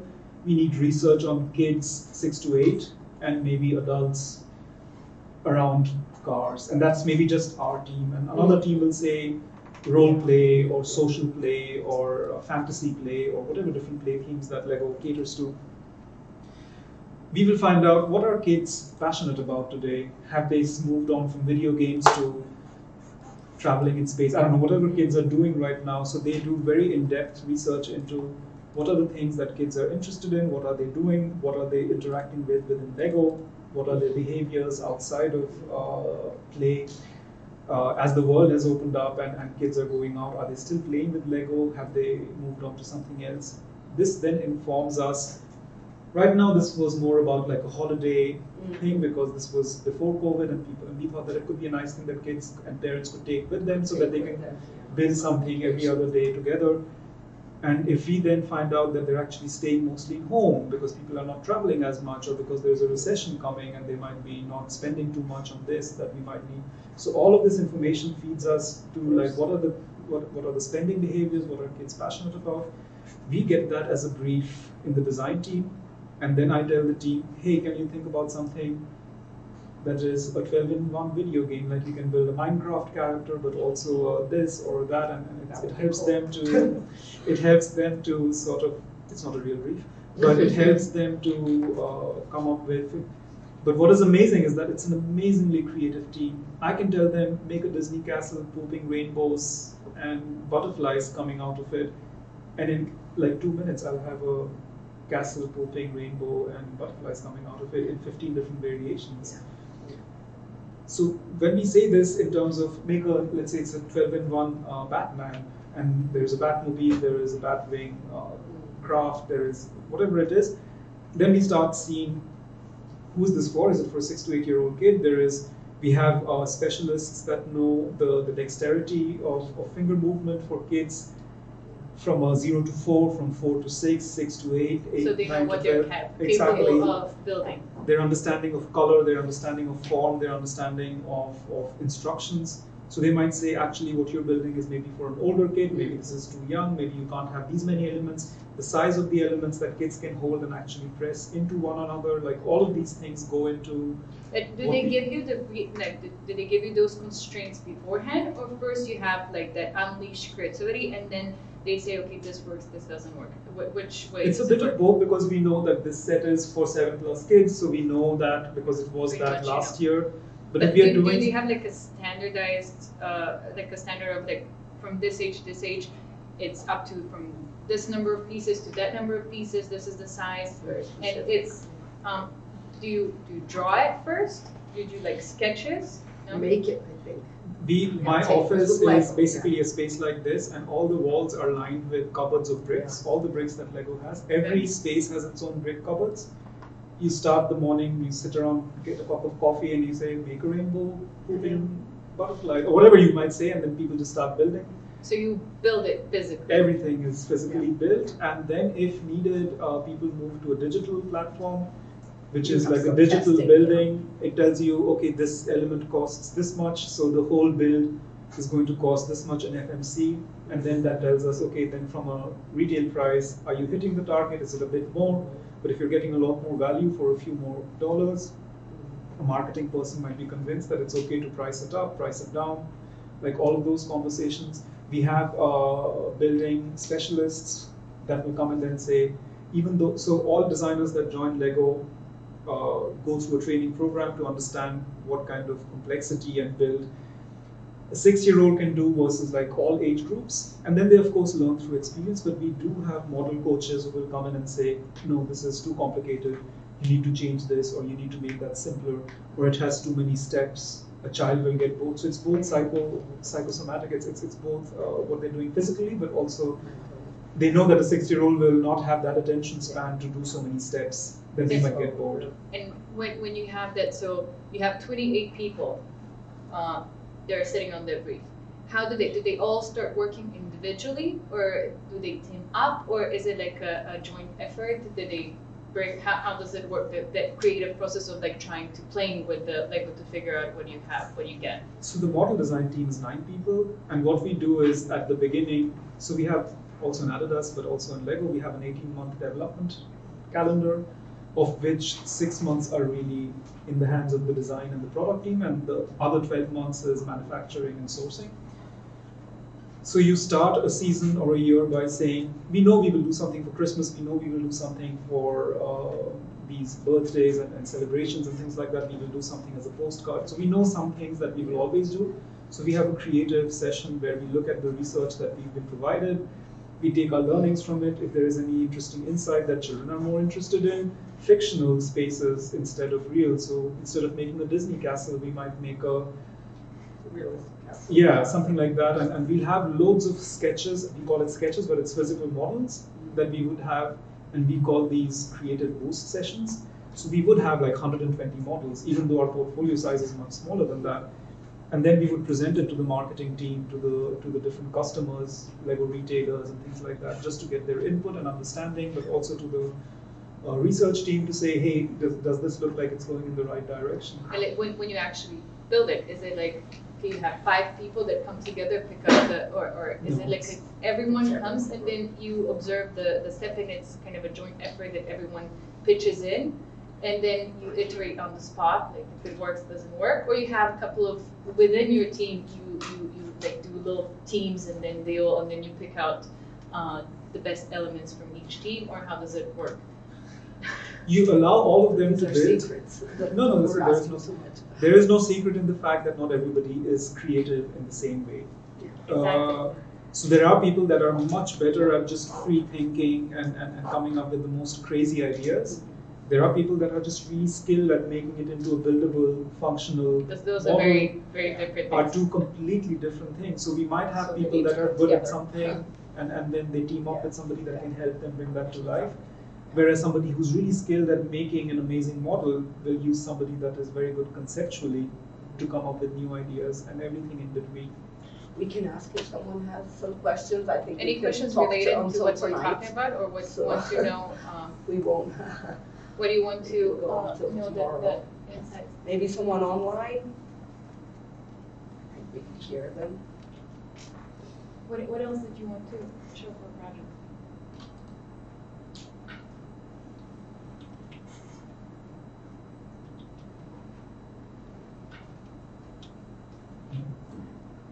There is no comment online. Okay. Just from, because I knew I was also talking to visual communication students, I think one thing that was really interesting about Lego, we call it our building instructions, it's the little booklet that you get with every Lego set. But it's almost become iconic in itself, the graphic of our building instructions. And we are trying to see, the simplicity, because it's also non-verbal, it's only with visual language that we can build a Star Wars, whatever, $600 set. We thought what is really nice about it is that it can address complex challenges in society today with a very simple but still fun and easy to understand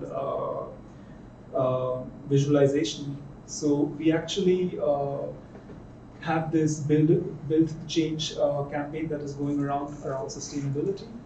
And how do you talk to children that are 6 to 8 year old that the world is slowly dying and it's too polluted and how do you have that conversation with them? So I thought that this was a good example of how we're also using something that we have existing in our portfolio. We created these banners and we had them for COP24. So it basically it allows you to talk to your parent or a parent to talk to children about sustainability. Just actually start the conversation. Yeah, and to then ask questions. And because it's Do you have the answers that the parents should give? Or? These are the answers that you need to understand laws around in the geography or in the continent or country that you're living in, and understand what is the sustainability effort of your country. How can you be a part of that conversation? How can you take small decisions and steps at home, recycle more or separate your trash and things like that? But also, like, we are creating these builds that allow, there are very specific sustainability problems that are addressed, and you can use Lego bricks to either draw a picture or build a robot that, you can, anything you imagine, and they can then go to Lego.com sustainability, and under the build a change, like, they can actually give in their ideas of how they want in their society, in their classroom, in their home, how are they trying to bring in sustainability efforts. But I thought that this was a great example of the simple communication language. Because they understand this. Yeah, because they're using it to build other things. So Yeah. Where's the lip?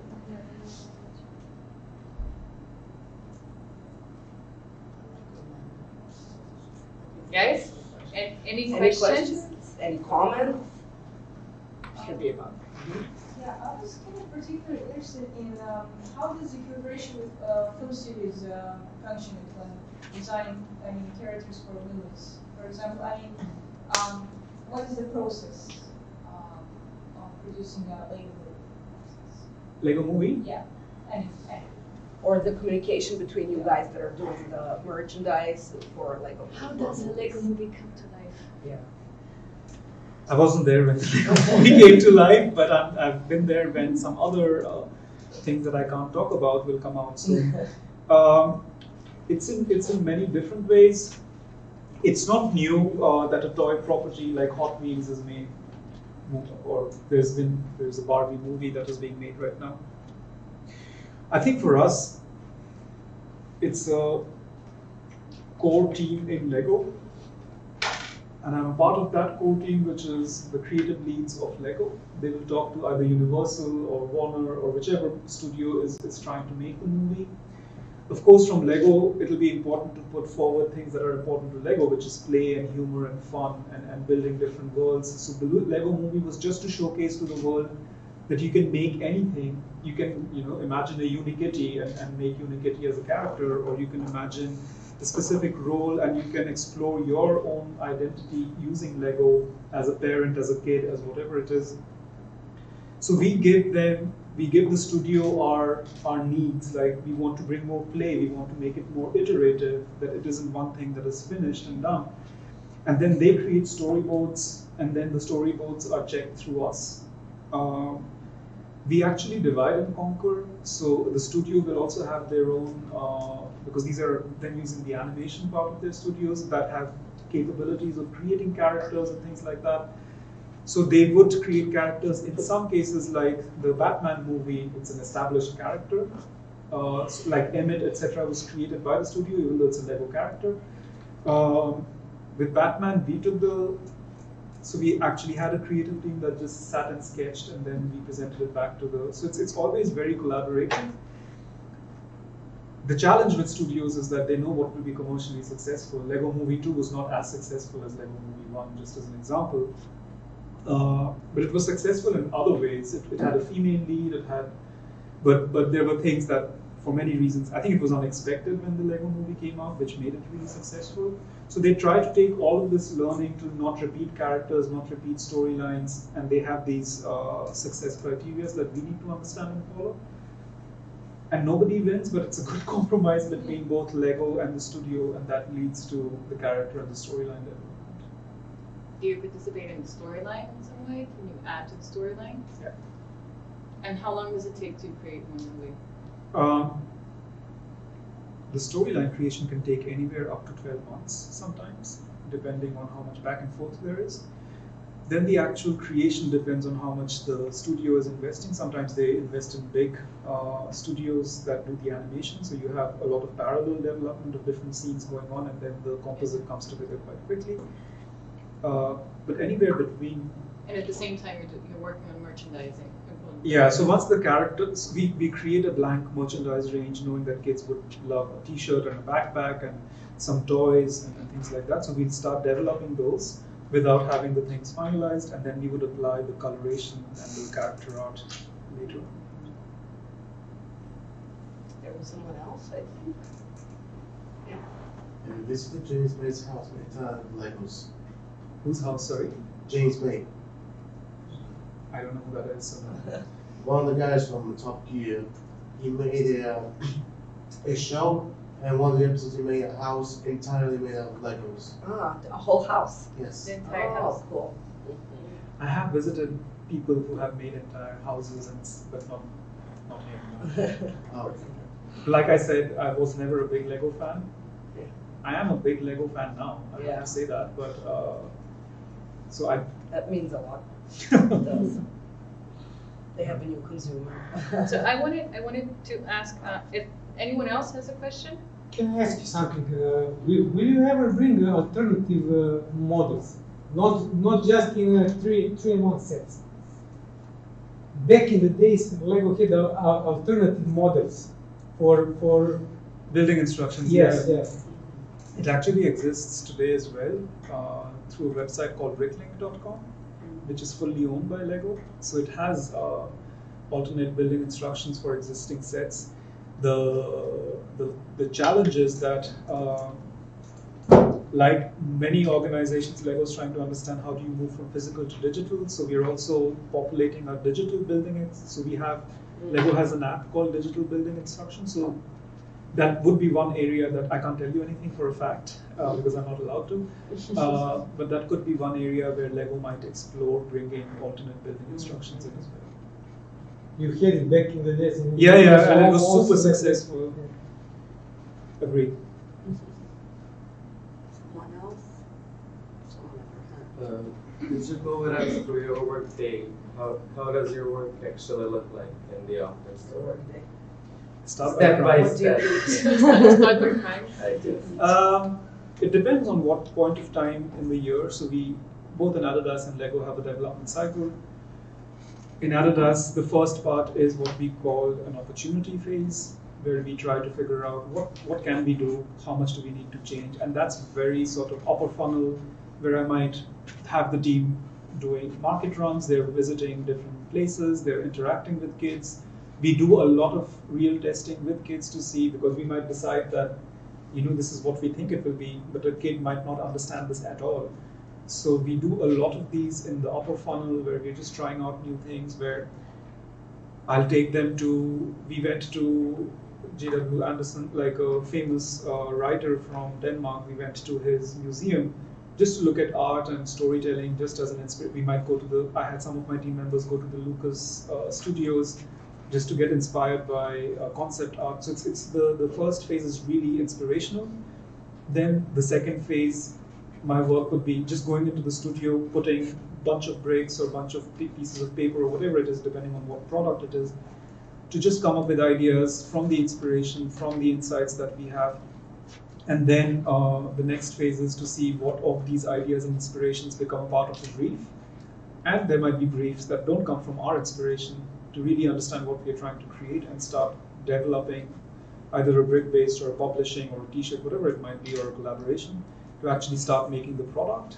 And then we go into either testing it with kids, testing it against manufacturing capabilities, and then finishing and handing it over to the factories. So depending on which point of time. So that's your year practically. 6 months. 6 months, and then your day-to-day. What do you?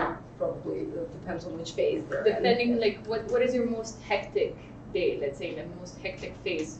What does your day look like? The technical part, probably.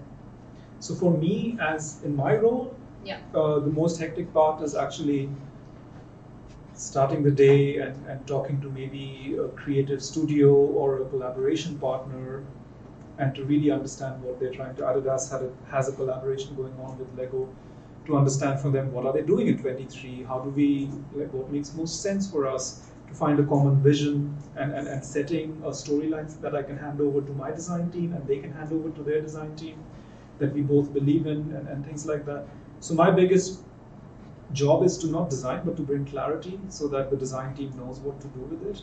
And in many cases, it is very unclear. To bring clarity to what we could do with IKEA. We agree that IKEA is the best storage company and we are the best toy company, but we didn't know what that meant. Are we making a box? Are we making a shelf? Are we making a cupboard? And things like that.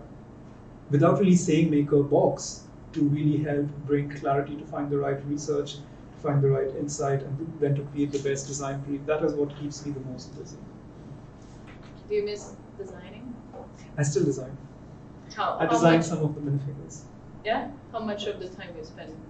So I design to On your learn, because I've never designed or made Lego sets. I don't hope to become a Lego designer at any point in time.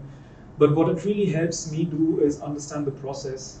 So when I'm questioning or challenging somebody in the team to do it faster, do it slower, do it in this way, You have if I to- don't know what it is, Exactly. I can't really question them.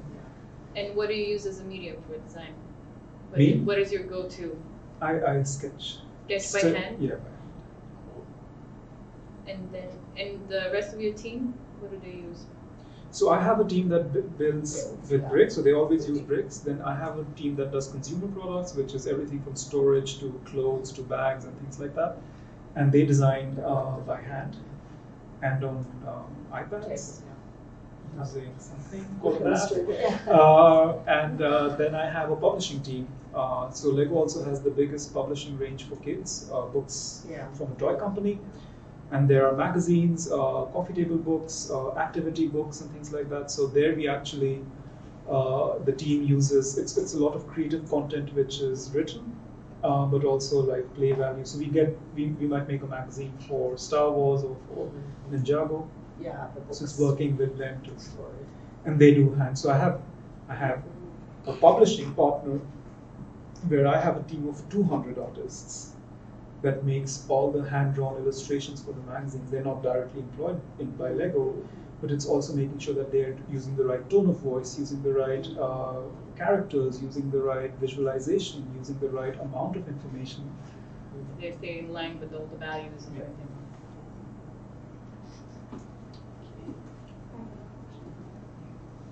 So thank you for the inspiring lecture. It's really amazing listening to you. Is there some advice that you would like to share with us for our students or for future designers that are just starting their careers? Going out into the world. Sure. And especially when it comes We're to lucky. but like practical things like Communicate, talk. portfolio. Also, what works, what doesn't work. How do you present yourself? Is there something set in stone? Can you easily switch direction? Like how do you, when you also look at other, you employ people, so you've been through a lot of portfolios and everything. So what are the things that would make you stand out, or what do you think that actually is useful to you to show, to demonstrate your skill? What is the advice that would? There is no answer to this question that is not going to sound cheesy, and I'm trying really hard not to sound cheesy. It's okay. But the biggest advice I have is you miss any opportunity that you don't take. Never feel ashamed or feel like, should I talk to this person? Am I good enough? The worst thing that can happen is somebody will say no. I can tell you I've heard more no's than the couple of yeses that I'm sharing right now. At the time I was applying to Adidas, at least 15 companies said no to me, from some of the best to some of the worst companies that you can think of today. But every time you hear a no, as cheesy as it sounds, it shouldn't affect you. It shouldn't. Keep putting yourself out there. Always hear what they're saying, because even in the worst rejection, there might be an opportunity to learn something. I've been told no because of the color of my skin. I've been told no because of where my education is from. I've been told no simply because I can't draw a nice sneaker. So I spent like a whole summer just drawing sneakers, even though I never really wanted to design sneakers. But I thought, okay, it's an opportunity for me to, I don't want to be told no, I can't change the color of my skin, but I can learn how to draw sneakers. So every time there is an opportunity to learn something, take that opportunity. If you can learn something from it, great. But the biggest advice I can give is, if I wouldn't have gone and said, let me design a jacket, even though I knew nothing about it, I spent the next 3 months working with the design team and learning how to, I know how to design a tight today, even though I don't have the formal education for it. I think there is more opportunities if you just take a chance. And I think that'll be my biggest advice to anybody ever. But it's also, I think it's a very good example that you, not being a fan of Lego and not knowing much about the Lego culture besides the general knowledge, that you felt like you were qualified to take that position, and that you actually don't have to be an expert on some subject, because that is actually your opportunity. Because the process of designing is gonna, it's the same across different products. So that is also something. Fit. Yeah, like as designers, you can design anything because it's about the process, and you will have someone who can guide you, like you are in the position now, but you've been through all the steps beforehand. And that would genuinely be the second thing that I would always tell everybody. I say this to every intern and every designer that starts their first job in any team I've been in. Before thinking that you'll come across as stupid, as ignorant, as somebody that doesn't know how to design, ask. Just ask the most stupidest question that you might think it is, instead of not asking and being ashamed that you might come across as somebody that doesn't know basics of design. 9 out of 10 times, a person might be annoyed, but at least you'll find an answer that will help you learn and grow and understand something. I will always, and I personally encourage everybody to make mistakes and do something instead of doing nothing and being too scared of it. But when you're starting up, I always felt like I need to prove myself that, like I have gotten this job and I need to be able to design this. But I realized very quickly that I was making mistakes because I wasn't asking questions. And that made me look worse than a person that might seem like they're ignorant because they're not, or because they're asking too many questions. Always feel free to ask questions. It will help you learn. And when it comes to portfolios, any advice?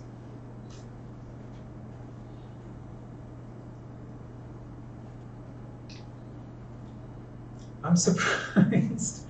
I don't know, maybe it has a lot to do with when I was applying for jobs a million years ago.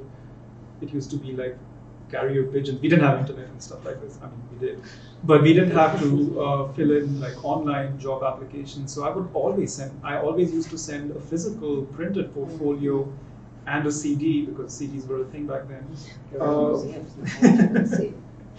With your portfolio, so that people could easily see it. That even if they didn't have a computer next to them, they could flip through my portfolio. That was my biggest investment into my career as a poor person. I spent most of my money printing portfolios so that I could have something that I think there's amazing online platforms right now where you can upload things. But please send a portfolio. I'll be honest with you, out of 10 applications I get, 9 of them don't have a portfolio. And if I'm spending and deciding how much, Like how does any format. nothing, and then I'm thinking, but it's so much more easy. You just put a hyperlink and you can have a look at. Don't always feel like you have to put your best work. A lot of people, I think what I'm learning today is that the skills of making an amazing illustration, but also knowing what is the right illustration to talk to that person that I'm trying to speak with, the strategic thinking behind it. Why am I trying to talk to a 6-year-old kid who only loves Batman or doesn't love Batman anymore? If your portfolio can show a bit of your thinking and a bit of your process, that will go, and easily, that will go a long way. If you show just a few images to show, this is how I did my research. I just sat in a park and saw kids play, and I saw that a kid was using a stick and whatever, and that became your inspiration. Just because it might feel stupid that you sat in a park and looked at a kid play and maybe a bit creepy, don't feel like you shouldn't make that a part of your portfolio, because a design manager wants somebody, or if I'm a creative lead in an organization, I want somebody who knows the importance of being strategic and taking choices. Showing your process. Yeah. Showing the way you think. So Don't try to be perfect, try to be yourself. And show your progress, show how you start, how you get, show your mistakes as well. I think what some people also feel these days is that people are so busy trying to be perfect that you don't see growth, you don't see, especially after a couple of years of working, you need to show what you learned and how you changed. Yeah, it's a good exercise for you guys as well to start from the beginning, to see when you started your 4th year. So when you started, what you thought was wow, amazing, and where you are now, and to also see how your direction developed, and exactly to put forward also those to make kind of your timeline of how your work developed, to show how you have progressed, and how by that you're showing your ability to progress and to learn. And what becomes really important if you're applying to a big organization, if it is Adidas or Lego, is the world is becoming gray, like every shoe looks like every other shoe. So how do you use your cultural background, how do you use your specific sense of aesthetic, your specific way of researching to create something that is unique and different? I think that is such an important asset that we're always trying to look for. These big companies sell everywhere, sell to everyone, so they're also looking at talent and insights and ways of working, which is very reflective of that. Okay, guys. Anyone else? Yeah. I had a question that was sort of similar to the previous one, where if you could travel back in time and tell yourself as a young designer about your sort of outlook on design, what sort of advice would you give your younger self? I would say the biggest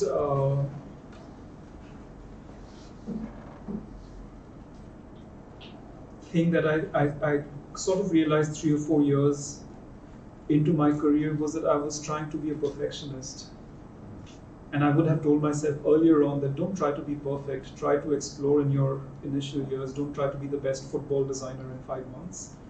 Try to do as much as you can, ask all the right questions, be open and honest on what you can't do so that you learn from some of the best football designers on planet Earth instead of trying to compete with them. I think I am still a very competitive person, unfortunately, but that was one of the things I would have told myself. Don't try to compete, try to collaborate and try to learn and because that way you will get a lot more than by competing with your person next to you.